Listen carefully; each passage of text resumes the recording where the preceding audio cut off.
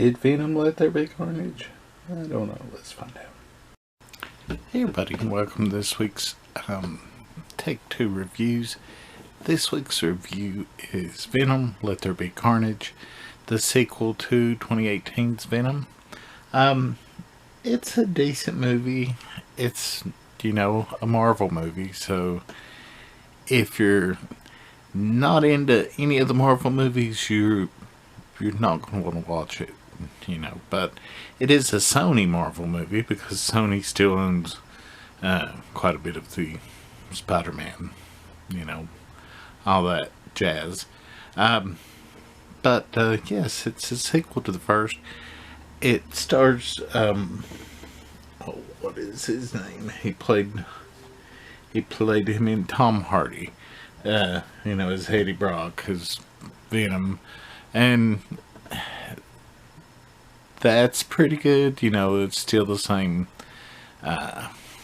camaraderie between him and the Venom symbiote, from the first movie.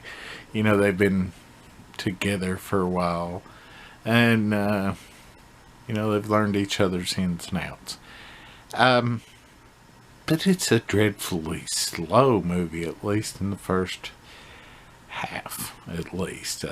It has Woody Harrelson as Cletus Kasady, a serial killer that's on death row.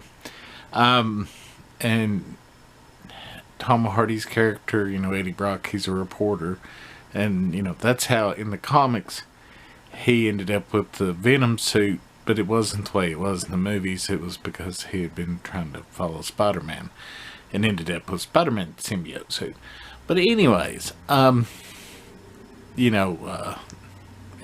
goes to interview Woody's character, and actually Venom sees something on the wall that Eddie misses, and they figure out where some of Woody's victims are buried. Well, anyways, the state decides to execute Woody's character, and he invites Eddie to come and visit him right before he's executed. Well, he ends up biting him.